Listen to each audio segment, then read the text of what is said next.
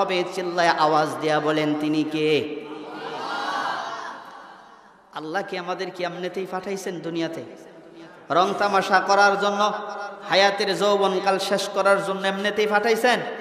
যা কিছু আপনি কি এটা মনে করতেছেন আল্লাহ আমার এমনি পাঠাইছে, আল্লাহ আমার কাছ থেকে সময়ের হিসাব নিবে না, এটা মনে করতেছেন? পরকালের জিন্দেগিতে আল্লাহ তাআলা যখন আমার আপনার কাছ থেকে হিসাব নিবে, ও মিয়া আল্লাহ তাআলা বলবেন, বান্দা হায়াতের জিন্দেগিটা কোন কাজে ব্যয় করছো, যৌবন কাল কোন কাজে ব্যয় করছো? প্রশ্নের জবাব না দেওয়া পর্যন্ত পিছনের পা পিছনের কদম সামনে তোলার মতো ব্যবস্থা আছে? পিছনের পা সামনে নেওয়ার মতো ক্ষমতা আছে? এটাই একটুবার চিন্তা খালি করবেন। আল্লাহ তাআলা কিন্তু আমার আপনার কাছ থেকে হিসাব নিবে, প্রত্যেকটা সময়ের, প্রত্যেকটা টাইমের, প্রত্যেকটা মুহূর্তের, প্রত্যেকটা সেকেন্ডের, প্রত্যেকটা মিনিট, প্রত্যেকটা ঘন্টা, প্রত্যেকটা দিন রাত, বলে সপ্তাহ মাস বৎসরের হিসাব আল্লাহ তাআলা আমার আপনার কাছ থেকে নিবে, ঠিক কিনা বলেন? সেই জন্যই প্রিয় ভাইরা আমার, সেই সূত্র ধরে আল্লাহ তাআলা এমনিতেই দুনিয়াতে আমাদেরকে পাঠাই নাই। কেন পাঠিয়েছেন? কুরআনুল হাকিমের ভিতরে আল্লাহ সুবহানাহু ওয়া তাআলা জানিয়ে দিয়েছেন, হাবিবে কিবরিয়া মুহাম্মদ রাসূলুল্লাহ সাল্লাল্লাহু আলাইহি ওয়াসাল্লামের মাধ্যমে আল্লাহ তাআলা জানিয়ে দিয়েছেন, আমার তেলাওয়াতকৃত আয়াতের ভিতরে 35 নম্বর সূরা সূরাতুল ফাতির 29 এবং 30 নম্বর দুটো আয়াতে কারিমা তেলাওয়াত করেছি। আল্লাহ সুবহানাহু ওয়া তাআলা ১৫০০ বছর আগে তার প্রিয় হাবিব মুহাম্মদুর রাসূলুল্লাহ সাল্লাল্লাহু আলাইহি ওয়াসাল্লামকে আল্লাহ তাআলা মহাগ্রন্থ আল কোরআনুল কারীম উপহার দিয়েছেন এবং সূরাতুল ফাতির 35 নম্বর সূরার বলে 29, 30 নম্বর আয়াতের ভিতরে আল্লাহ তাআলা জানায়া দেয়, হাবিব আপনার উম্মতদেরকে আপনি জানায়া দেন, বলে কি কোরআনুল কারীমের দাওয়াত মেসেজ আপনার উম্মতদেরকে আপনি শোনায়া দেন। আল্লাহর হাবিব বললেন, ওগো আল্লাহ পৌঁছায় দিলে আমার উম্মতের ফায়দা কি হবে? আল্লাহ তাআলা বলেন, যারা গ্রহণ করবে জাহান্নামী মানুষ আমি আল্লাহ জান্নাতি বানায়া দেব। প্রিয় ভাই আমার, আল্লাহ তাআলা বলছেন, ওয়ালা ক্বাদ ইয়াসসারনাল কুরআন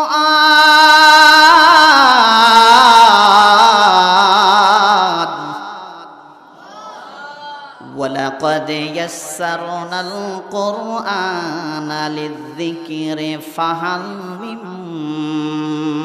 মুদ্দাকির। কার কথা?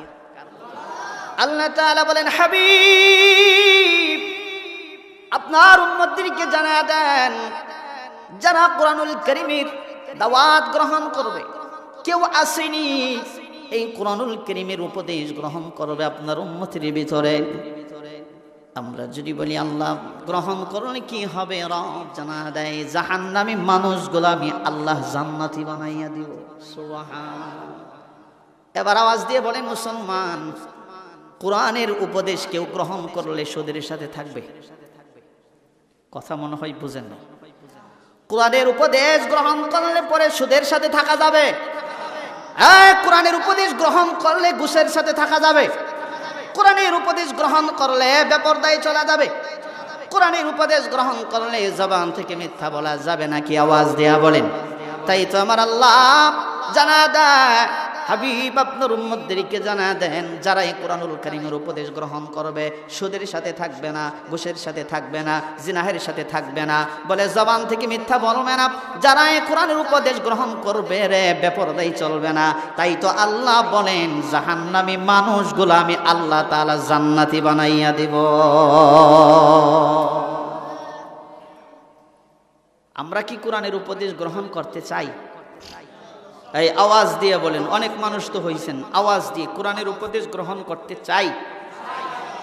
আল্লাহ তাআলা আমাদেরকে কবুল করুন, জোরে বলুন আমিন। আল্লাহ রাব্বুল আলামিন তার হাবিবে কিবরিয়া মুহাম্মদুর রাসূলুল্লাহ সাল্লাল্লাহু আলাইহি সাল্লামকে যখন উপদেশ দিলেন, হাবিব কোরআনের দাওয়াত আপনি উম্মতের কাছে পৌঁছায়া দেন।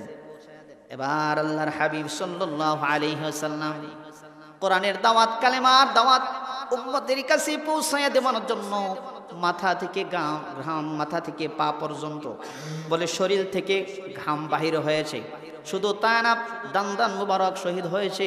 শুধু তাই না, বলে শরীর থেকে, পবিত্র শরীর থেকে রক্ত মুবারক পর্যন্ত ঝরেছে। আওয়াজ দিয়ে বলেন ঠিক কিনা? সাহাবায়ে কেরাম,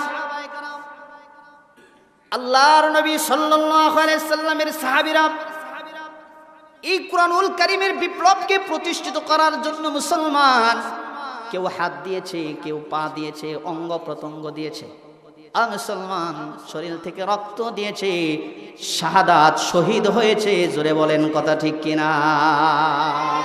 এমনিতেই বিপ্লব প্রতিষ্ঠিত হয় নাই, অনেক শ্রম এবং মেহনত করেছেন সাহাবায়ে কেরাম। আমরা তো ইসলামটারে পাইছি ওই যে বাপ দাদার যে জমি সম্পত্তি যেরকম ওয়ারিশানা পায়, ওয়ারিশ সেই রকম পাইছি আমরা। প্রিয় ভাই আমার, আপনি যদি লক্ষ্য করেন বুঝতে পারবেন, আল্লাহর নবী সাল্লাল্লাহু আলাইহি সাল্লামের আপন চাচা আমির হামজার নাম শুনছেন? ইসলামের জন্য, কোরআনের জন্য কুখ্যাত সন্ত্রাসী আবু জেহেল তার লোকজন এমন নির্মমভাবে হত্যা করেছে, শাহাদাত করেছে।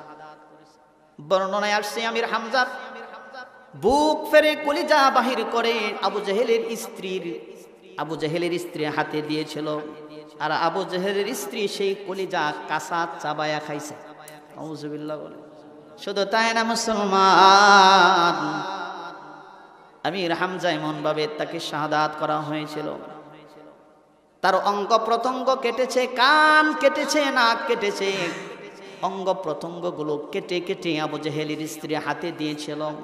আবু জেহেলের স্ত্রী সেইগুলা দিয়া মালা বানায়া গলায় পর্যন্ত ঝুলাইছে।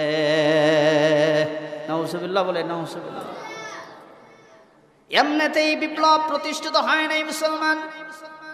আল্লাহর নবী ডাক দিয়ে বলেন, উম্মতের শোনো,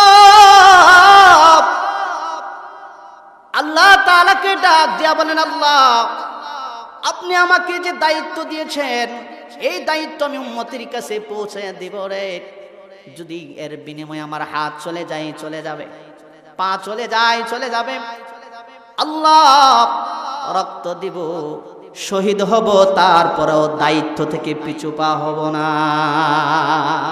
সুবহান। এমনিতেই বিপ্লব প্রতিষ্ঠিত হয় নাই।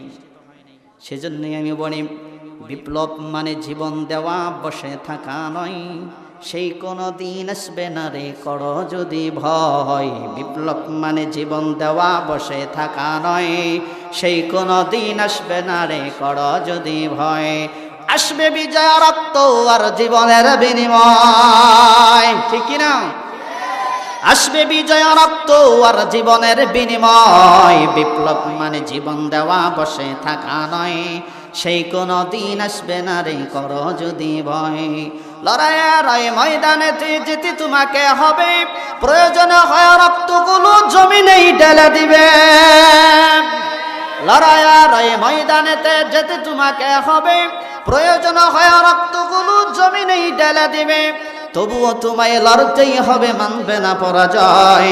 তবুও তোমায় লড়তেই হবে, মানবে না পরাজয়। বিপ্লব মানে জীবন দেওয়া, বসে থাকা নয়।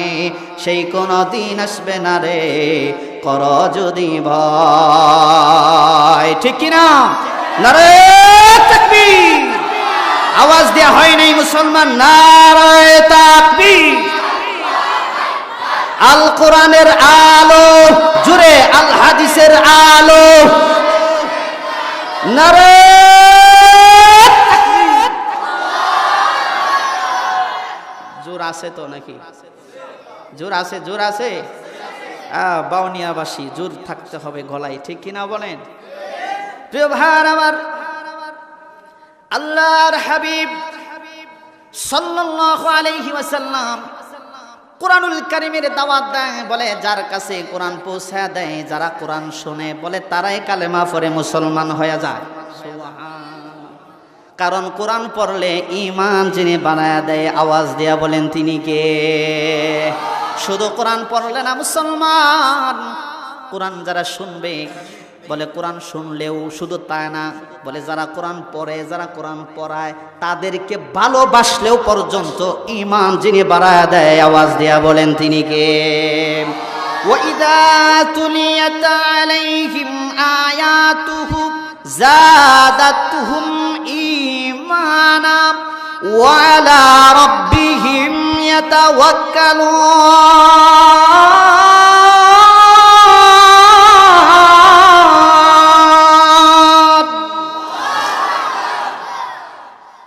আল্লাহর হাবিব সাল্লাল্লাহু আলাইহি ওয়াসাল্লাম যার কাছে কোরআনের দাওয়াত নিয়ে যায়, বলে যারাই কোরআন শুনে, কোরআন শুনলে ঈমান বেড়ে যায়, বলে কোরআন যারা শুনে তারাই কালেমা পড়ে মুসলমান হয়ে যায়।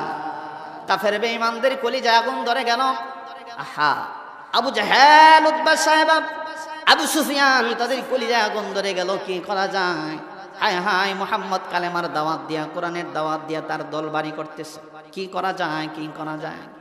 এবার কাফের বেঈমানেরা স্লোগান দেওয়া শুরু করে দিল, লা তাসমাউ লিহাদাল কুরআন, কোরআন শোনা যাবে না, কোরআন শোনা যাবে না, কোরআন শোনা যাবে। এটা ছিল তাদের স্লোগান, কোরআন শোনা যাবে। কারণ কাফের বেঈমানেরা ভালো করে জানতো রে, কোরআন শুনলে পরে কাফের পর্যন্ত কালেমা পড়ে মুসলমান হয়ে যায়। এই জন্যই তাদের স্লোগান ছিল কোরআন শোনা যাবে। প্রিয় ভাইরা আমার, কিন্তু হাবিবে কিবরিয়া কোরআনুল কারীমের দাওয়াত স্থগিত করার মতো লোক না। কারণ আল্লাহ তাআলার কাছে হাবিবে কিবরিয়া বলছিলেন, ওগো রব, তুমি যে দায়িত্ব আমারে দিছরে, এই দায়িত্ব পালন করার ক্ষেত্রে আমার জীবন যদি চলে যায়, চলে যাবে, তারপরেও তোমার এই দায়িত্ব পালন করার ক্ষেত্রে আমি এক পা পিছে হাঁটব না। আল্লাহর নবী কালেমার দাওয়াত দেয়, কোরআনের দাওয়াত দেয়। এবার কাফের বেঈমানেরা বলল, কি করা যায়? কিতাবের ভিতরে আসছে, আবু জেহেল তো বুদ্ধিজীবী ছিল, আরবের সবচাইতে বড় একজন কবি, যার নাম ছিল লাবিব ইবনে রবি। নাম কি বলেন? ওলামায়ে কেরাম যারা আছেন তাদের জন্য কাজে লাগবে। বলেন, কবির নাম কি? লাবিব ইবনে রবি, আরবের সবচাইতে বড় কবি। এর দাওয়াত দিছে, আবু জেহেলে দাওয়াত দিছে। দাওয়াত দেওয়ার পরে বলে, তোমারে কেন দাওয়াত দিছি জানো? বলে না। এই জন্যই দিছি, বলে আমার বাতিজা মুহাম্মদ সাল্লাল্লাহু আলাইহি ওয়াসাল্লাম, বলে কি জানি পড়ে, কি এক কবিতা পড়ে, এই কবিতার ভিতরে এমন কি মধু, যারাই শোনে তারাই কালেমা পড়ে মুসলমান হয়ে যায়। তোমারে আনছি এই জন্যই, তুমি হুবহু একটা আমারে বানাই দেবা, হুবহু একটা কবিতা বানাই দেবা, আবিষ্কার করে দিবা। লাবিব ইবনে রবি বলে, এটা আমার জন্য কোনো ব্যাপারই না, খালি স্যাম্বলটা দেন। কি দেন, কি দেন? হায় আওয়াজ দিয়ে মুসলমানেরা, কি দেন? স্যাম্বলটা দেন। এবার আবু জাহেল ডাক দিয়া বলেন, নবী, স্যাম্বল তো আমার কাছে নাই, স্যাম্বলের জন্য গেলে আমার বাতিজা মুহাম্মদ রাসূলুল্লাহর কাছে যাওয়া লাগবে। সুবহানাল্লাহ। মুসলমান, আবু জাহেল, উতবা সাহেবা, বড় বড় লিডাররা লাবিব ইবনে রবি কিনি মুহাম্মদ রাসূলুল্লাহর দরবারে হাজির। ডাক দিয়া বলেন, বাতিজা মুহাম্মদ, ও বাতিজা, আরবের সবচেয়ে বড় কবি লাবিব ইবনে রবিরা হাজির করছে। তুমি যে কবিতা পড়ো রে, শুধু স্যাম্বলটা একটু শোনাও রে, হুবহু লাবিব ইবনে রবি কবিতা আবিষ্কার করে দিবে। বলে, তাই নাকি? বলে, হ্যাঁ। আল্লাহর নবী সাল্লাল্লাহু আলাইহি ওয়াসাল্লাম কোরআনুল কারীমের বড় কোন সূরা না, বলে বড় কোন আয়াত না, ছোট্ট একটি সূরা, যার নাম হলো সূরাতুল কাউসার। বলেন, সূরার নাম কি? সূরাতুল কাউসার তেলাওয়াত করেন। আল্লাহর হাবিবের প্রিয় জবান মুবারক দিয়ে উচ্চারণ করলেন, ইন্না আ'তাইনাকাল কাউসার ফাসাল্লি লিরাব্বিকা ওয়ানহার ইন্না শানিআকা হুয়াল আবতার। আল্লাহু আকবার। আল্লাহর নবী সাল্লাল্লাহু আলাইহি ওয়াসাল্লাম তার পবিত্র জবান মুবারক থেকে সূরাতুল কাউসার যখন শোনায় দিছে মুসলমান, আরবের সবচেয়ে বড় কবি লাবিব ইবনে রাবি 1 মিনিট দেরি করেন নাই, সঙ্গে সঙ্গে কালেমা পড়ে মুসলমান হয়ে গেছে। আবু জাহেল ডাক দিয়া বলেন, লাবিব আনলাম কিসের জন্য, আর তুই করলিটা কি?